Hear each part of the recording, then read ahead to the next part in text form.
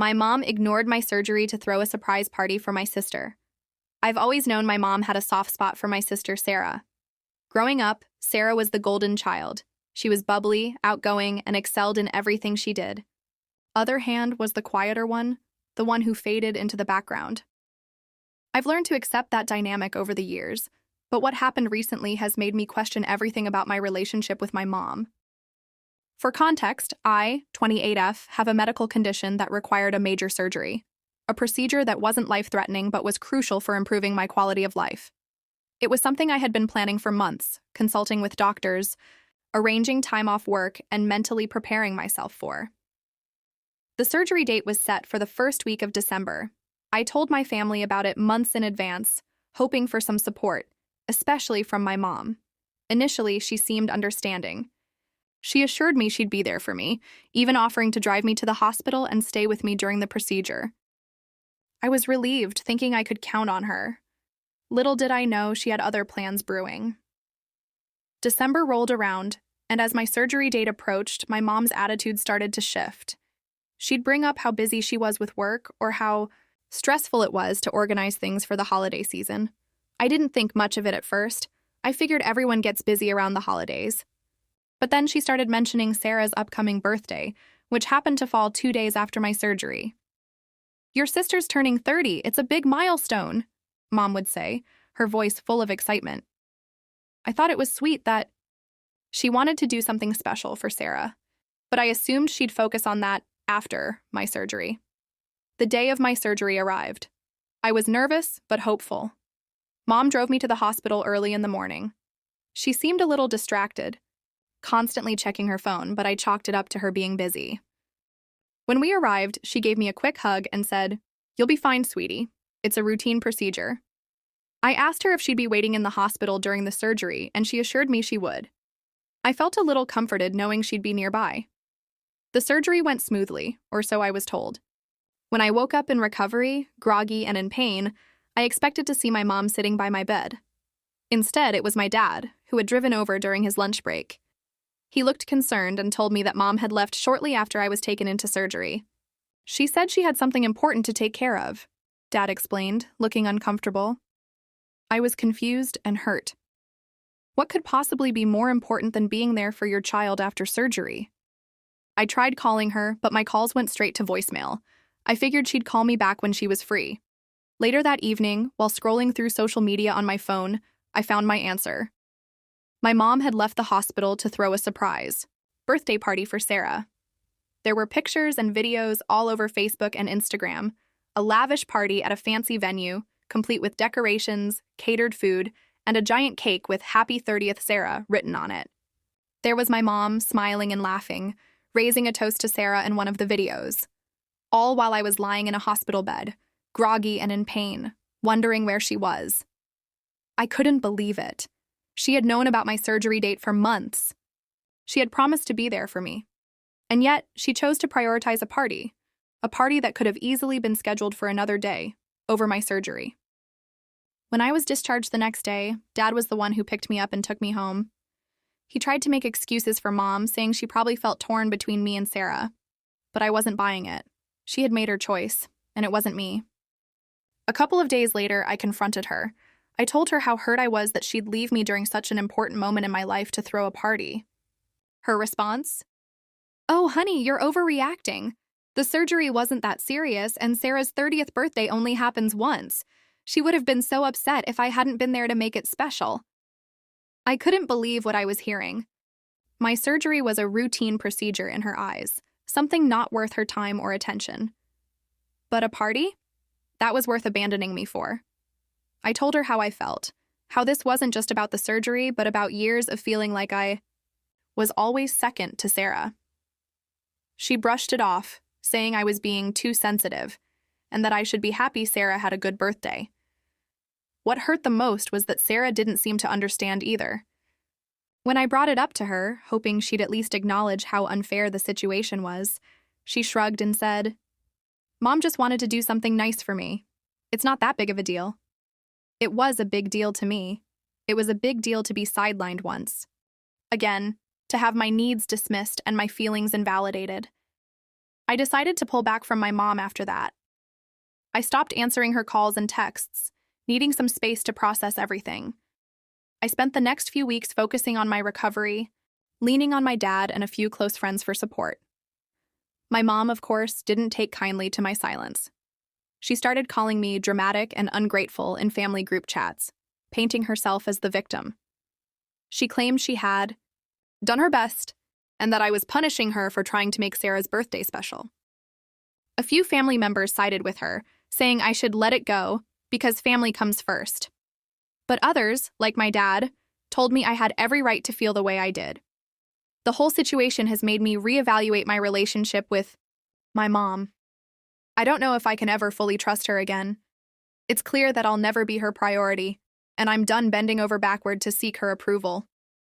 I've started therapy to work through my feelings, and it's been incredibly helpful. My therapist has helped me see that my worth isn't tied to how much my mom values me or doesn't. I'm learning to set boundaries and put myself first for a change. As for my mom, she still doesn't think she did anything wrong. She's waiting for me to apologize and get over it. But honestly, I don't think I will. Not this time. I love my family, but I've realized that love doesn't mean tolerating disrespect or neglect. For now, this is the state I am in. If something happens, I will update. Hey everyone, thank you so much for the outpouring of support and validation on my original post. It's been a tough few weeks, but hearing from so many of you who've had similar experiences or who just took the time to offer advice really helped me feel less alone in all this. A lot has happened since I first shared my story, so here's the promised update. After the initial confrontation with my mom, things were tense to say the least. I'd pulled back from her, focusing on my recovery and trying to come to terms with how much her actions hurt me. She, on the other hand, doubled down on her narrative that I was being overly sensitive and making a big deal out of nothing. The thing that really got to me, though, was how she spun the story to other family members. Suddenly, I was the ungrateful daughter who didn't appreciate all the sacrifices my mom had made. She conveniently left out the part where she ditched me in the hospital to host a party for Sarah. Instead, she framed it as me being bitter about Sarah getting attention for her milestone birthday. For a while, I stayed quiet, not wanting to get sucked into the drama. But as the calls and texts from extended family kept coming, I realized I couldn't stay silent anymore. I decided to set the record straight with the people who mattered most: my dad, a few close aunts and uncles, and my grandparents.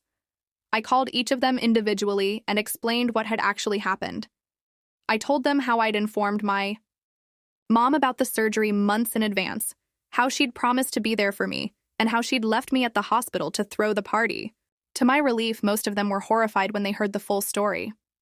My dad, who had been supportive from the beginning, told me he'd always suspected my mom had a bias towards Sarah but hadn't realized just how far it went.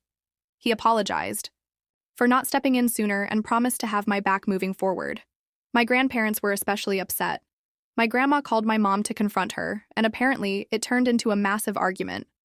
Surprisingly, Sarah reached out to me a few days later. I think word had gotten back to her about the family blow-up, and she wanted to smooth things over. At first, I was hopeful that she'd finally acknowledge how unfair the situation was. But instead, the conversation went something like this. Hey, I heard you're upset about the party. I just want to say that Mom was only trying to do something nice for me. I didn't know about the surgery timing. It's not my fault. I told her I wasn't blaming her for the timing, but that I was hurt Mom had chosen the party over being there for me. Her response? Well, you know how Mom is. She gets excited about stuff like this. You can't take it so personally. That's when it hit me. Sarah didn't see a problem because she's always been the priority. She's never had to experience what it's like to be sidelined or dismissed. To her, this was just another instance of Mom doing what she always does, and she didn't think it was a big deal. I ended the conversation by telling Sarah I wasn't angry with her, but that I needed some space to figure out how to move forward. She seemed a little annoyed, but said she understood. My mom, however, was far less understanding. When she realized I wasn't just going to sweep everything under the rug, she escalated things in the family group chat. She posted a long message about how heartbroken she was that I was distancing myself from her over a misunderstanding. She painted herself as the victim, claiming she'd tried her best to be there for both of her daughters, but that I was making it impossible for her to keep the peace. What followed was a flurry of messages from various family members, some defending her and others calling her out. My favorite was from one of my cousins, who replied, "Wait, so you left my name at the hospital to throw a party? And you think she's the one causing drama? Make it make sense." That comment seemed to shift the tide. A few more relatives chimed in, expressing their disappointment in my mom. Of course, her response was to leave the group chat entirely, claiming she was being attacked. In the midst of all this, I've been continuing therapy, which has been a lifesaver. My therapist has helped me unpack a lot of the guilt and frustration I've been carrying around for years. She pointed out that my mom's behavior is unlikely to change unless she's willing to take accountability, and based on everything that's happened, that seems pretty unlikely. One of the biggest breakthroughs for me has been learning to set boundaries without feeling guilty. I've realized that just because someone is family doesn't mean I have to tolerate being treated poorly. I'm allowed to prioritize my own well-being, even if it makes other people uncomfortable. I've decided to take a step back from my relationship with my mom for now. I'm not cutting her off completely, but I'm also not going out of my way to engage with her. If she wants to repair our relationship, the ball is in her court. But I'm done being the one who always compromises. Right now, I'm focusing on myself. My recovery is going well, and I'm finally starting to feel like I can move past this whole ordeal. My dad has been a rock throughout everything, and we've grown closer because of it. I've also reconnected with a few extended family members who've been incredibly supportive. As for my mom, she's still waiting for me to apologize and move on. But honestly, I don't think I owe her an apology. If anything, she owes me one, for years of favoritism, for dismissing my feelings, and for abandoning me when I needed her most. At the end of the day, I've realized that I can't control how she chooses to behave, but I can control how I respond. And for now, my response is to focus on the people who actually show up for me, instead of wasting energy on someone who doesn't. Do you think I handled this the right way? Or is there something else I could do to make peace with my mom without compromising my boundaries? Let me know. Update 1 week later. Hi everyone! I didn't expect to be back with another update so soon, but a lot has happened since my last post, and I figured it was time to share. Thank you so much for all the kind comments and advice on my previous update. It really helped me feel grounded during such a chaotic time. Shortly after my last update, my dad reached out to me with an idea. He suggested hosting a small family meeting to clear the air. He said that while he fully supported me, he thought it might be worth giving my mom one last chance to understand how hurtful her actions were. At first, I was hesitant. I wasn't sure if I wanted to face my mom in a group setting, especially with how dramatic she'd been in the family group chat. But after talking it over with my therapist, I decided to give it a try. If nothing else, it would give me a chance to speak my truth in front of other family members who might not have the full picture. The meeting was held at my grandparents' house, and it was just a small group. My mom, dad, Sarah, my grandparents, and me. As soon as we sat down, my mom started tearing up, saying how heartbroken she was that I'd been so distant, and how she never meant to hurt me. I stayed calm and explained that this wasn't just about the party or the surgery. It was about a pattern of behavior that had gone on for years. I told her how it felt to constantly be treated as less important than Sarah, how hurtful it was, that she didn't even try to be there for me during such a vulnerable time, and how dismissive she'd been when I tried to talk to her about it. For a moment, I thought I might be getting through to her. She was quiet and actually seemed to be listening. But then, as soon as I mentioned the favoritism, she got defensive. "I don't play favorites," she said. "You're just interpreting things the wrong way. I've always done my best for both of you." I couldn't help but laugh bitterly at that. "Mom, you left me alone in the hospital for surgery so you could throw a party for Sarah. How is that doing your best for me?" Her response? "Well, I didn't think it was a big deal. You're an adult. I thought you could handle it." That was the breaking point for me. I realized in that moment that no matter what I said, she would never take accountability. She'd always find a way to minimize my feelings or justify her actions. The surprising twist came from Sarah. After my mom's dismissive response, she actually spoke up for me. "Mom, you do play favorites," she said. "You've always treated me like I'm more important, and it's not fair. Lisa has every right to be upset." I was stunned. Sarah has never been one to challenge my mom, and hearing her admit that there was favoritism felt validating in a way I can't even describe. My mom, of course, was not happy. She accused Sarah of ganging up on her and said we were both ungrateful for everything she'd done for us. At that point, my grandparents stepped in, telling her she needed to take responsibility for her actions instead of deflecting. The meeting ended with my mom storming out, saying she needed time to process everything. Since the meeting, my mom and I haven't spoken. She's still refusing to apologize or acknowledge any wrongdoing.